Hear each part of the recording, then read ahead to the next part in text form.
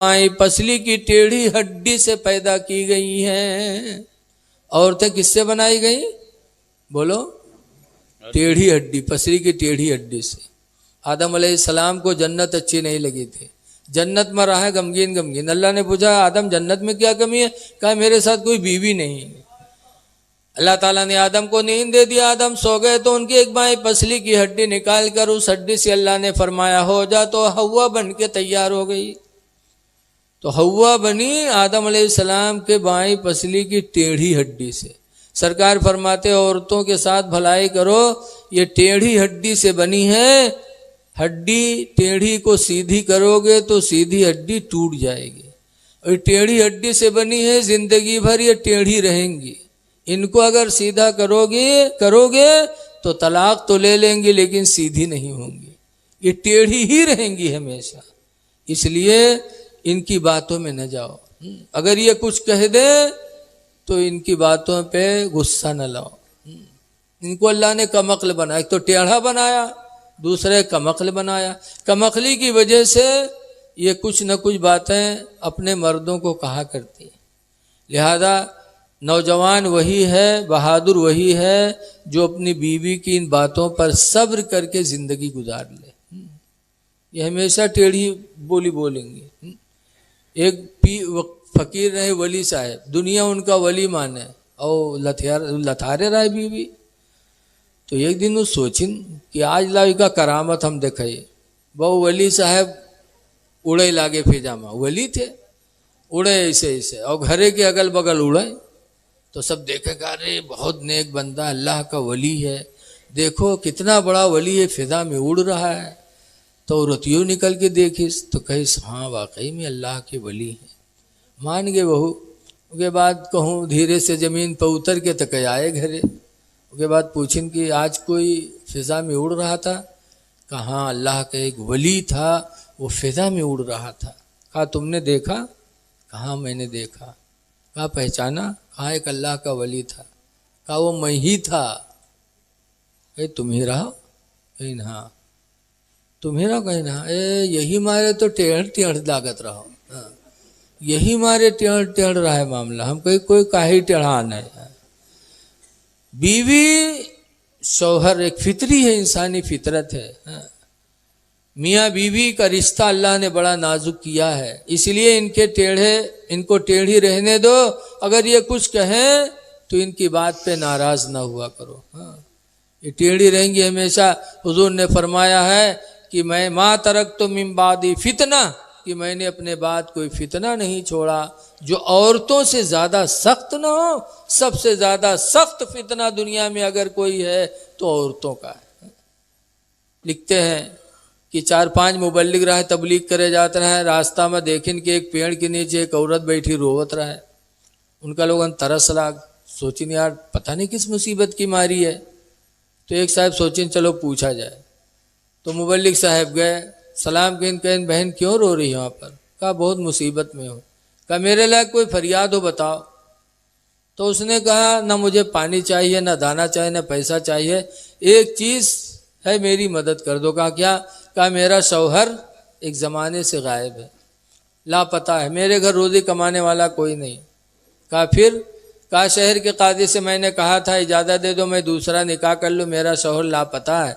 तो शहर के कादी ने मना कर दिया। कहा ना जब तक वो मर नहीं जाएगा दूसरा निकाह नहीं कर सकती, या जब तक क्या कि वो तलाक न दे दूसरा निकाह नहीं कर सकती। कहा फिर? कहा तो तुम मेरे साथ चले चलो कादी के सामने और सिर्फ इतना कह दो कि मेरी बीवी है मैं नहीं रखना चाहता हूँ, ये कह के तलाक दे दो। तो कादी समझेगा इसके मर्द ने तलाक दिया है, तो फिर दूसरे निकाह की इजाज़त दे देगा, तो मैं दूसरा निकाह करके अपनी ज़िंदगी खुशहाल कर लूँगी। मुबल्लिग साहब सोची नहीं यार ये तो सरासर झूठ है। तो फिर सोचिन कि चलो यार थोड़ी देर झूठ बोल दे बे, तौबा कह ले बे, ये ज़िंदगी तो बन गई है, कहीं चलो। वह मुबल्लिग साहब चल दीनू के सामने साथ है। और वहाँ गए जज के सामने खड़े बे। जज ने पूछा क्या बात है? मुबल्लिग साहब ने कहा मेरी बीवी है। कहा फिर? कहा बहुत बदतमीज़ है, बहुत उठाई गिरी है, मैं इसको रखना नहीं चाहता। अच्छा उससे पूछें तो कहें ठीक है साहब, जब हम बदतमीज़ हन उठाई गिरी हन नहीं लायक हन तो छोड़ दें। तो जज साहब ने कहा ठीक है तुम्हारी मर्जी। तो मुबल्लिग साहब का तलाक दीन, झटाझट तलाक दिया। उसके बाद तलाक दे के चल दीन। جب چلے تب عورتیہ نے جج صاحب سے کہا کہ صاحب میں بدتمیز ہوں، اٹھائی گیرین ہوں، ان کے لائق نہیں تھی، انہوں نے مجھے چھوڑ دیا، کوئی بات نہیں، لیکن 25,000 روپیہ جو مہر بندھا رہا ہے وہ کا تو دے دیں۔ مبلغ صاحب سٹ پٹانے، جج نے کہا ادھر آ، 25,000 اس کا مہر دے۔ مبلغ صاحب جب سنیں تو عورتیہ سے کہا تھا کہت کہا ہے، جب ہم اٹھائی گیری نن کمینی نن تمہارے لائق نہیں ہیں، طلاق دے دو کوئی بات نہیں، لیکن ہمارے 25,000 روپیہ مہر تو دے دو۔ تو مبلغ صاحب کہتے سوچ لو، کہیں بہت سوچا ہے اتنے دن تک، اب سوچ سے باہر ہے۔ اب مبلغ صاحب سوچتے ہیں کہ اگر کہتے جھوٹ ہے تو 420 میں بند ہوئی بے۔ تب مبلغ صاحب نے جج صاحب سے کہا بھائی 2 گھنٹے کی صاحب ہم کو مہلت دے دو۔ جج نے 2 گھنٹے کی مہلت دیا، گئے مبلغ صاحب زمین بیچ کے تک 25,000 لائے دہین، تب چھٹکارا پائے۔ تو نبی نے فرمایا ہے کہ میرے بعد سب سے بڑا فتنہ عورتوں کا ہوگا، اس لیے ان کے فتنوں سے بھی بچنا ضروری ہے۔ ایسے راگ رچتی ہیں کہ جس کا وہم و گمان میں کبھی نہیں ہو سکتا۔ اللہ تعالیٰ عورتوں کے فتنے سے بچائے، ایک دوسرے کے حقوق کی ادائیگی کی توفیق دے۔ جن لوگوں نے جلسہ کیا اللہ انہیں نعمت بدل عطا فرمائے۔ السلام علیکم ورحمۃ اللہ وبرکاتہ۔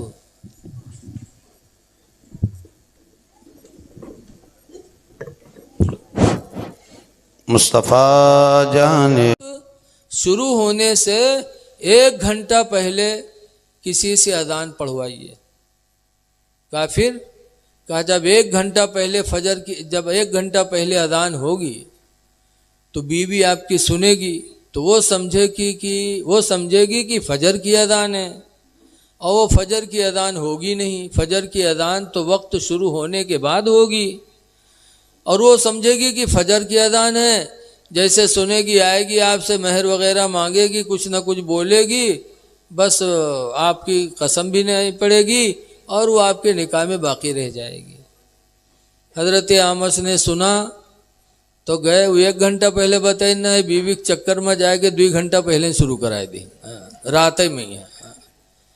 اور جیسے اذان ہوئی وہ بیوی بھی انتظار کر رہی تھی، جیسے اذان ہوئی ویسے بیوی اٹھی اور آئی، آمد سے سلام کیا اور مسکرا کے کہتی ہے کہ ہمارا آپ کا معاملہ صاف ہو گیا، اب میرا حساب کریے۔ کہا کاہے صاف ہے گوا؟ کہا کاہے نہیں صاف ہوا؟ آپ نے کہا تھا اذان فجر تک نہ بولی تو تجھے طلاق ہے، طلاق ہے، طلاق ہے۔ اذان فجر تک نہیں بولی، اب فجر کی اذان ہو رہی ہے، طلاقیں تمہاری پڑ گئی، میرا معاملہ صاف کرو۔ تو حضرت آمس بیٹھے مسکرا رہے تھے، تو کہتے ابھی اس کی کام نہ بنے، ہمارا معاملہ صاف کرو، میں چلی۔ تو حضرت آمس کہتے کہاں طلاق پڑی؟ کہا کیوں؟ فجر کی اذان ہونے لگی۔ تو حضرت آمس کہتے کہاں فجر کی اذان ہونے لگی؟ ابھی فجر میں تو 2 گھنٹہ باقی ہے، فجر کا وقت ہی نہیں ہوا ہے، ابھی تو رات ہے، عشاء کا وقت چل رہا ہے۔ کہا فجر کا وقت نہیں ہوا؟ جب دیکھا تو کہا ہاں ہے۔ تو یہ پھر کیسی اذان ہے؟ تو حضرت آمس نے کہا ہوگی کوئی اذان؟ اذان تو ذکر الہی ہے۔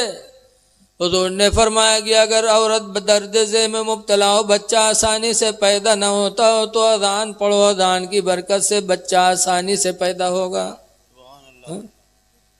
کوئی مصیبت ہو، مصیبت کے وقت اذان پڑھو، اذان کی برکت سے اللہ مصیبت کو دور کرے گا۔ امام حضرت آمش کہتے ہوگی کوئی اذان؟ اذان تو ذکر الہی ہے، جب جس کا جی چاہے کہے۔ تو ان کی بیوی طلاق سے بچ گئی۔ اتنے بڑے امام اعظم ابو حنیفہ کہ وہ استاد مسئلہ پوچھے، لیکن ان کا پڑوسی ایک یہودی تھا، بڑا ظالم تھا۔ یہودی نبی کے زمانے میں بھی اسلام کے دشمن تھے اور آج بھی دشمن۔ حضرت آمس کے بغل میں ایک یہودی تھا، حضرت امام اعظم کو تنگ کرتا تھا، گالی بھی دے دیتا تھا، پریشان کرتا تھا، لیکن امام اعظم کبھی اس کا جواب نہیں دیتے تھے۔ کیوں؟ نبی کے حکم پر عمل تھا، واعفو عمن ظلمک کا، معاف کر دو اسے جو تم پر ظلم کرے۔ امام اعظم معاف کرتے تھے۔ کچھ دنوں کے بعد ایسا بھی ٹائم آیا کہ 1 ہفتہ گزر گیا، حضرت امام اعظم نے اس یہودی کو نہیں دیکھا، تو لوگوں سے پوچھنے لگے کہ یار میرا پڑوسی یہودی نہیں دکھائی پڑ رہا ہے۔ ایک ہفتہ ہوا نہیں دیکھا تو لوگوں نے کہا آپ کو پتہ نہیں ہے، بڑا نالائق تھا، جیل ہو گئی اسے، جیل چلا گیا۔ اے بیٹا اے چلے آ یار ادھر، جیل چلا گیا، وہ جیل گیا۔ لوگوں نے کہا ہاں، تو حضرت امام اعظم خوش نہیں ہوئے کہ میرا پڑوسی ستاتا تھا جیل چلا گیا، اچھا ہوا۔ تاریخ گواہ ہے کہ امام اعظم فوراً کوفہ کے گورنر کے پاس گئے۔ گورنر نے دیکھا تو کھڑا ہو گیا، کہا حضور آپ آئے، کوئی ضرورت ہوتی بتاتے میں خود چلا آتا۔ تو امام اعظم کہتے سنو سنو، میرا ایک پڑوسی یہودی تھا، تمہارے داروغہ نے جیل میں ڈال دیا ہے، میں اپنے پڑوسی کی رہائی کے لیے حاضر ہوا ہوں کہ میرے پڑوسی یہودی کو جیل سے رہا کیا جائے۔ فوراً گورنر نے روانہ جاری کیا، ایک مکتوبہ لکھ کر کے دیا امام اعظم، وہ خط لے کر کے جیل گئے، جیل کے داروغہ کو دکھایا۔ جیل کے داروغہ نے دیکھا تو یہودی کو جیل سے نکالا اور کہا جا تجھے رہا کیا جا رہا ہے، تیرے رہائی کا پروانہ مسلمانوں کے امام اعظم لے کے آئے ہیں۔ جب یہودی نے سنا تب رویا، کہا افسوس، ایک ہفتہ سے میں جیل میں ہوں، میرا کوئی بھائی میری رہائی کے لیے نہیں آیا، میرا کوئی دوست نہیں آیا، میرا کوئی رشتہ دار نہیں آیا، آئے میرے رہائی کے لیے تو مسلمانوں کی امام اعظم آئے جن کو میں زندگی بھر ستاتا رہا۔ رو کے کہتا ہے خدا کی قسم، آج مجھے معلوم ہو گیا کہ اسلام سچا مذہب ہے اور اسلام کے ماننے والے بڑے رحم دل ہوتے ہیں۔ فوراً اس یہودی نے کلمہ پڑھا، لا الہ الا اللہ محمد الرسول اللہ صلی اللہ علیہ وسلم، کلمہ پڑھ کر کے وہ یہودی مسلمان ہو گیا۔ تو اے لوگوں، مسلمان وہ ہے جو اپنے پڑوسیوں کو تکلیف نہ دے، کسی کو تکلیف نہ پہنچاؤ۔ مسلمان وہ ہے جو اپنے مہمان کی عزت کرے، مہمانوں کی عزت کرو، مہمان آئے تو محبت سے بولو، اس کے پاس بیٹھو، ٹائم دو، تاکہ وہ جانے کہ میرے آنے سے گھر والا خوش ہے، اسے کام دھام نہ کرواؤ، مہمان کی عزت کرو۔ لیکن آج کچھ مہمان ایسے ہیں کہ آ جائیں، اگر ان کے خدمت کرے لاگو جو جائے کہ نامے نہیں لیتے، ہفتن پڑے رہی ہیں اگر بڑھیا بڑھیا کھواوے لاگو تو۔ ایک مہمان ایسے رہا، ایک آدمی کے رشتہ دار مالدار رہے ہوا جائے تو بڑھیا بڑھیا کھائے پاوے رہے پاوے، 10 دن پڑا رہا تاکہ گھر آوے، 2 دن کے بعد پھر جھولا لے کے ہوئے پہنچ جائے، پھر پڑا رہا ہے۔ میاں بیوی خدمت کرت کرت آئے گے عاجز، تو ایک دن دونوں صلاح کہیں یا اللہ جب دیکھو تو یہ گھرے پڑا رہا تھے، کیسے اسے چھٹکارا ملے؟ دونوں صلاح کہیں اب کی آوے جیسے ویسے ہم تم جھگڑا کرے لگے، تو دیکھی تو ہی جگہ ہے چلا جائے، مشورہ ہوئی گوا۔ عادت کے مطابق وہ مہمان جھولا لے کے آوا، جیسے دروازہ پہنچا دروازہ کھٹکھٹائس، بیوی دروازہ کھولس، بیگ لے کے اندر پہنچا، بیوی کے گلاس اٹھاوے، برتن گرائے دیس، برتن کھڑبڑانے تو مردبہ ڈانٹس، بھئی ہو کچھ بولی، پھر وہ کچھ بولا، دونوں میں ہے تو میں ہوئے لاگو، تو میں ہو تو مار پیٹ چالو ہوئی گئی۔ جب دونوں میں مار پیٹ چالو ہوئی گئے، عورتیا روے لاگ، تو مہمان سوچیس یا اللہ ہم نہ آئے ہوئے، نئی نوبت آوت، کچھ حیا لاگو کے، وہ اٹھا بیگ لے کے چل دیس۔ جیسے گھر سے باہر نکلا، وہ عورتیا پہنچی، دروازہ بند کیس، اور بند کرنے کے بعد اپنے آدمی سے کہا تھا کہ اللہ کا شکر ہے کہ ہم تم پروگرام میں کامیاب ہو گئے، آج چھٹی مل گئی اسے۔ تو مردبہ کہا تھا ہم کتے ہوشیار ہیں، تم کا مارا بہت ہے لیکن چوٹ نہیں لاگے دی ہے۔ تو عورتیا کہتے ہم وہ بہت ہوشیار ہیں، روئی بہت ہے لیکن آنسو یکو نہیں ہے۔ تو باہر کھڑا رہا، کہتے گئے ہموں نہیں ہیں، دروازہ کھولو، ہاں گئے ہموں نہیں ہیں۔ بتاؤ ایسے ایسے جب مہمان مل جائیں گے تو کہاں تک آدمی مہمانی کرے گا؟ اس لیے کسی کے دروازے پر مہمان بنو تو کسی کے لیے مصیبت نہ بنو، ایک دوسرے کے حقوق کا خیال رکھو۔ اے لوگو ایک بات اور سن لو، 2 باتیں کر کے میں تقریر اپنی 10 منٹ میں سمیٹ رہا ہوں۔ دیکھیے، پڑوسیوں کے ساتھ عزت سلوک کرو۔ آواز اس دور میں بڑا پرفتن دور ہے۔ آج ہم پیسہ والے ہو جاتے تو مولانا صاحب پر خرچ کریں گے، نیتا پر خرچ کریں گے، پیر صاحب پر خرچ کریں گے، لیکن ماں باپ کی طرف توجہ نہیں دیں گے۔ کیا پیر کو راضی کر کے، مولانا کو راضی کر کے خدا کو راضی کر دو گے ماں باپ کو چھوڑ کے؟ کبھی نہیں۔ اعلی حضرت مرید ہیں مارہرہ سے۔ کہاں سے مرید ہیں؟ مارہرہ کے گدی نشین حضور سید نجیب حیدر حسن میاں عرس قاسمی میں ایک دن اعلان کر رہے تھے کہ اے میرے مریدو، تم لاکھوں کی تعداد میں مارہرہ آئے ہو اس لیے کہ میرا پیر تم کو بخشوا لے گا۔ کہتے ہیں خدا کی قسم، جب تک تمہارے ماں باپ تم سے راضی نہیں ہوں گے تمہارا پیر تمہارے کام نہیں آ پائے گا۔ پہلے ماں باپ کو راضی کرو، پھر پیر کو راضی کرو۔ ماں باپ پہلے ہیں، پیر صاحب بعد میں۔ اسی لیے حدیث پاک میں عن حکیم ابن معاویہ القشیری قال سألنا رسول اللہ صلی اللہ علیہ وسلم۔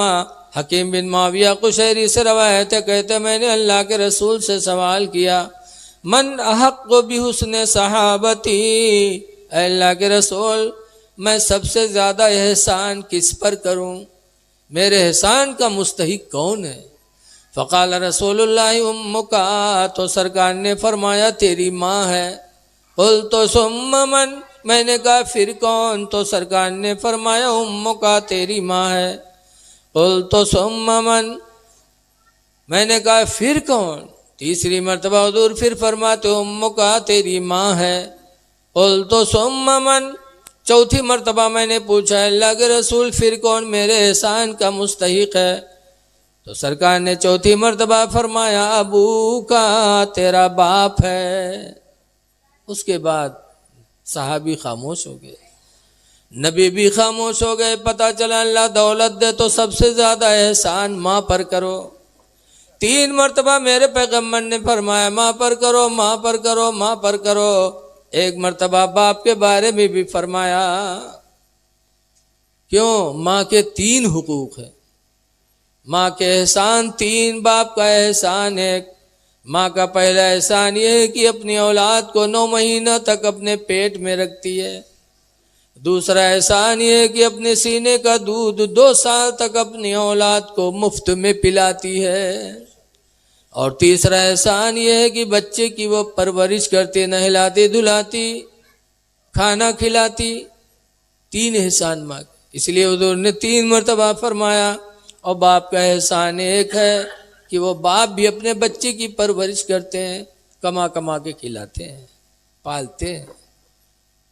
لیکن ایک احسان میں یہ بھی بپا پیچھے ہے۔ دیکھا جاتا ہے سویرے تو چلے جائیں کام کرے، دکان پر رہی ہیں، اور شام کے آئی ہیں تو بڑی محبت سے لڑکوا گلے ہیں تاکہ ہلو للو کری ہیں، اور جہاں لڑکوا کے ناک بل سے نکری بکہلے پکڑی کرے، لے کے جاؤ باہر اٹھاؤ۔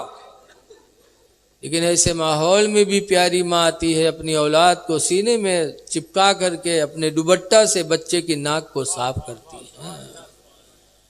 اسی لیے حضرت جابر رضی اللہ تعالیٰ عنہ کہتے مدینہ منورہ سے مجاہدین اللہ کی راہ میں جہاد کے لیے نکلے۔ حضرت جابر کہتے ہیں جیت النبی صلی اللہ علیہ وسلم، میں حضور کے پاس گیا، وقلت، اور میں نے کہا استشیرک ان اغدو یا رسول اللہ، اے اللہ کے رسول میں اجازت لینے آیا ہوں کہ اللہ کی راہ میں بھی جہاد کروں، اجازت دے دو میں بھی جاؤں۔ فقال رسول اللہ هل امک حیہ، اے جابر یہ بتاؤ کیا تمہاری ماں زندہ ہے؟ قلت نعم، میں نے کہا ہاں۔ فقال رسول اللہ ارجع الیہ، تو سرکار نے فرمایا ماں کے پاس واپس چلے جاؤ، وَأَلْزِمْهَا، اور اس کا دامن مضبوطی سے تھام لو، فَإِنَّ الْجَنَّةَ تَحْتَ رِجْلِهَا، اس لیے کہ جنت تمہاری اس کے پیر کے نیچے ہے۔ میدان جنگ میں جا کر شہادت لے کے جنت کی تمنا نہ کرو، جاؤ ماں کی خدمت کرو، تمہاری جنت تو ماں کے قدموں کے نیچے رکھی ہے۔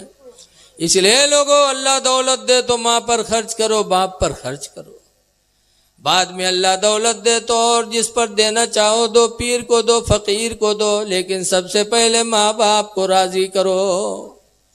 کیونکہ حدیث پاک میں آیا رضا الرب فی رضا الوالدین، تمہارے رب کی رضا ماں باپ کی رضا میں ہے، ماں باپ راضی تو خدا راضی، اس لیے ماں باپ کے ساتھ حسن سلوک کرو۔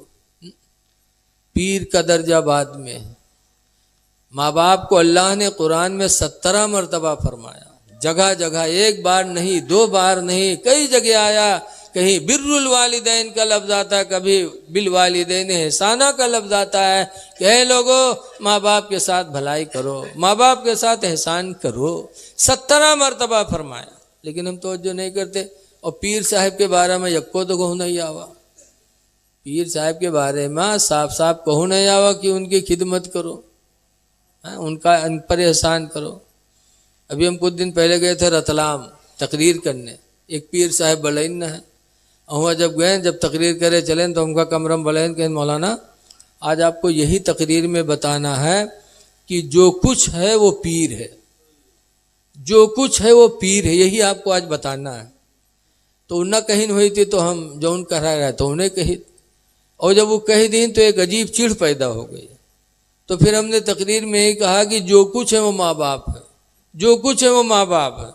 پھر ہم نے اسی پہ تقریر کیا تو حال ہی ہوا کہ جب چلیں تو نہ کراوا پائیں نہ نذرانہ پائیں، یہ تو کہا گھر سے ٹکٹ بنوا ہی لے گئے راہن ٹرین کے تو چلے آئیں، نہیں ہوئے رہیے۔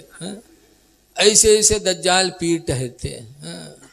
اے لوگو پیروں کی خدمت کرو، لیکن ماں باپ کے بعد، پہلے سب سے بڑے پیر تمہارے باپ ہیں، سب سے بڑے پیر تمہاری ماں ہے۔ یہ کہیں نہیں لکھا ہے کہ پیر صاحب جو دعا کریں گے قبول ہو جائے گی، لیکن حدیث میں ہے کہ 3 لوگ ایسے ہیں جن کی دعا، جو دعا کریں گے تو اللہ قبول کر لے گا، ان کی دعا اللہ ٹھکراتا نہیں۔ 3 کون کون؟ ایک مسافر، سفر میں ہو، کوئی سہارا نہ ہو، اس کا سہارا بن جاؤ اور وہ دعا دے دے تو اللہ اس کی دعا کبھی رد نہیں کرتا۔ دوسرا مظلوم، کوئی پریشان ہو، غریب ہو، بھوکا مر رہا ہو، بیمار پڑا ہو، کوئی پرسان حال نہ ہو، اس کا سہارا بن جاؤ، وہ دعا دے دے گا تو اللہ اس کی دعا کو کبھی رد نہیں کرے گا۔ اور تیسرے نمبر پر ماں باپ کو بتایا گیا کہ ماں باپ کی دعا اولاد کے حق میں اللہ رد نہیں کرتا۔ اور اسلام کی تاریخ بھی گواہ ہے سامنے، کتاب قرآن کے بعد سب سے بڑا درجہ بخاری شریف کا ہے، اور بخاری شریف کو لکھا کس نے؟ بخارا کے رہنے والے ایک نابینا نے لکھا۔ اب سوچیو نابینا کیسے لکھی؟ نابینا تھے، ماں کے پیٹ سے نابینا پیدا ہوئے تھے محمد بن اسماعیل، لیکن حضور سے اتنی محبت تھی کہ حضور کی حدیثوں کو یاد کرنے لگے، اور مدرسے میں نہیں، دور دور جا جا کر کے، کہیں فخرپور، کہیں بہریج، کہیں گونڈا، کہیں دلی، کہیں بمبئی، کہیں بخارا، کہیں سمرقند، کہاں کہاں مہینوں مہینوں سفر کرتے تھے ایک حدیث سننے کے لیے۔ نابینا تھے لیکن حدیث سننے کے لیے جایا کرتے تھے۔ اس طریقے سے انہوں نے 1 لاکھ نہیں کئی لاکھ حدیثوں کا حافظہ کیا، اور اس کے بعد جب لکھ کے تیار، جب حافظ ہو گئے تو سوچا ایک دن کہ میں جب تک زندہ رہوں گا کوئی پوچھے گا بتا دوں گا، اور اگر مر جاؤں گا تو یہ حدیثیں رسول اللہ کی امت مسلمہ کیسے سنے گی؟ تو دل میں خیال آیا کہ لاؤ ان حدیثوں کو ایک جگہ لکھ کر کے کتاب بنا دوں۔ تو اپنی ماں سے کہنے لگے، ابا تھے نہیں، کہا امی آپ جانتی ہیں کہ میں بڑی محنتوں کے بعد اپنے پیغمبر کی اتنی لاکھ حدیثوں کا حافظہ کیا ہے، میں جب تک زندہ ہوں لوگ پوچھتے ہیں میں بتا دیتا ہوں، میرے مرنے کے بعد یہ حدیثیں قیامت تک آنے والی رسول اللہ کی امت کیسے جانے گی؟ کہا پھر بیٹا، کہا میں چاہتا ہوں کہ ان حدیثوں کو ایک جگہ لکھ کر کے جمع کر کے کتاب بنا دوں تاکہ قیامت تک وہ کتاب چھپتی رہے، چلتی رہے، اور نبی کی امت اپنے نبی کے فرمان کو سنتی سناتی رہے۔ تو ماں نے کہا بیٹا جذبہ تو بہت اچھا ہے، لیکن کیسے ہو سکتا بیٹا؟ لکھنے کے لیے آنکھ میں روشنی چاہیے، تم نابینا ہو، مادرزاد نابینا ہو، بیٹا اگر یہ نصیب میں تمہارے یہ نعمت لکھی ہوتی تو اللہ تعالیٰ تمہیں نابینا نہ بناتا، کیسے لکھو گے بیٹا؟ امام بخاری کہتے محمد بن اسماعیل ہے میری ماں، مجھے معلوم ہے کہ میں اندھا ہوں اور لکھنے کے لیے روشنی آنکھ میں چاہیے، لیکن اے میری ماں مجھے بھی معلوم ہے کہ تم میری ماں ہو، اگر تم دل سے دعا دے دو گی تو اللہ تعالیٰ میرے آنکھوں میں روشنی واپس فرما دے گا۔ اللہ اس بات پر قادر ہے میری ماں۔ ماں نے کہا بیٹا اگر یہ بات ہے تو آج رات اپنے رب سے دعائیں کروں گی۔ رات آئی، دنیا سو گئی، امام بخاری کی ماں اٹھی، 2 رکعت نماز پڑھی اور نماز پڑھ کے دعا مانگی، یا اللہ تیرا بیٹا تیرے نبی کی حدیث کی کتاب لکھنا چاہتا ہے، ماں درزاد اندھا ہے، لیکن یا اللہ میرے ہاتھوں کی لاج رکھ لے اور میرے بیٹے محمد بن اسماعیل کو آنکھوں کی روشنی سے مالا مال کر دے۔ رات میں ماں نے دعائیں مانگی۔ تاریخ گواہ ہے کہ صبح جب محمد بن اسماعیل اٹھے تو الحمدللہ دونوں آنکھوں میں بھرپور روشنی موجود تھی۔ نعرہ تکبیر، نعرہ رسالت، جشن عید میلاد النبی، نعرہ تکبیر، نعرہ رسالت، سبحان اللہ۔ ایسی روشنی کہ خانہ کعبہ میں بیٹھ کر کے بخاری لکھتے تھے، دن میں سورج کے اجالے میں لکھتے تھے اور رات میں چاند کے اجالے میں بیٹھ کر لکھا کرتے تھے۔ اس طریقے سے بخاری شریف لکھ کر کے انہوں نے قوم کو حوالے کر دیا۔ آج قرآن کے بعد اگر درجہ کسی کتاب کا ہے تو بخاری شریف کا ہے۔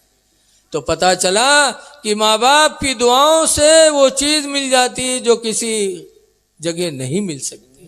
اس لیے لوگوں، ماں باپ کو راضی کرو، ماں باپ کے ساتھ حسن سلوک کرو۔ اور ایک بات اور ہے کہ اللہ نے شادی شدہ بنا دیا ہو تو عورتوں کے ساتھ بھی اچھا سلوک کرو۔ حضور فرماتے ہیں نبی ہریرہ قال رسول اللہ، حضرت ابو ہریرہ کہتے ہیں کہ اللہ کے رسول نے ارشاد فرمایا استوصوا بالنساء خیرا، اے لوگوں میں تم کو وصیت کرتا ہوں کہ عورتوں کے ساتھ بھلائی کیا کرو۔ کیوں؟ فَإِنَّهُنَّ خُلِقْنَا مِن ضِلْعٍ، نبی فرماتے بے شک وہ ایک